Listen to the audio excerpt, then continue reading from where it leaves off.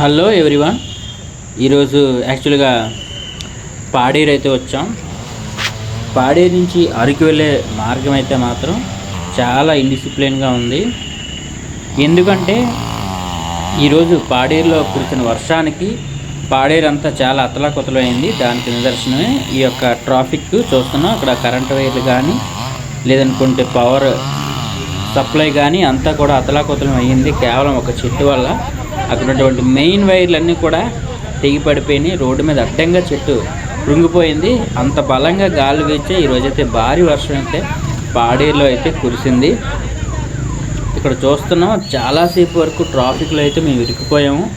అంబులెన్స్లతో సహా చాలా వరకు దాదాపు 1-2 గంటలు అయితే పట్టింది. ఇది ఎక్కడో అనుకుంటున్నారేమో, పాడేరు మెడికల్ కాలేజ్ దగ్గర తలార్సింగి అంటారు.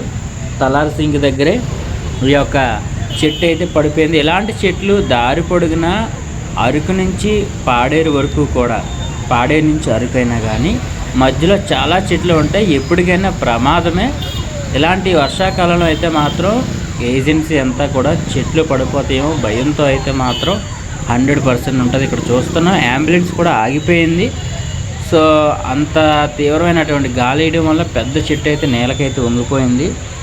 కానీ సంతోషకరమైన విషయం ఏంటంటే పోలీస్ డిపార్ట్మెంట్ వారు మాత్రం చాలా అద్భుతంగా పనిచేశారు. ఇమ్మీడియట్గా చెట్టు ఒక స్కూటీ మీద అయితే పడిపోయింది. ఆ స్కూటీని అయితే తీశారు.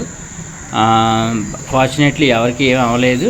కానీ ట్రాఫిక్ని దాటుకోవడానికి మాత్రం దాదాపు వైజాగ్లో ఒకప్పుడు ఎన్ఏడి ట్రాఫిక్ ఎంత ఉండేదో ఈ ట్రాఫిక్ అయితే అంతకి డబల్ అయితే ఈరోజు అనిపించింది. అంత జనజీవన స్రవంతి అంతా కూడా ఒక్కసారిగా స్తంభించిపోయింది. ఈ విజువల్స్ అన్నీ కూడా పాడేరు మెడికల్ కాలేజ్ ఆవరణం దగ్గరలోనే ఇదంతా జరిగింది. పాడేరు అయితే ప్రస్తుతానికైతే పవర్ అయితే లేదు. ఈ అకాల వర్షానికి ఇలాంటి దారుణాలు ఎన్నో జరుగుతూనే ఉన్నాయి. Stay tuned, please subscribe my channel. ఇలాంటి వీడియోస్ కోసం నా ఛానల్ని ఫాలో అవుతూ ఉండండి.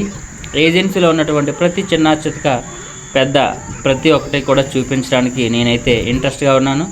మీ సబ్స్క్రైబ్ నాకు చాలా చాలా చాలా ఇంపార్టెంట్. Please do subscribe.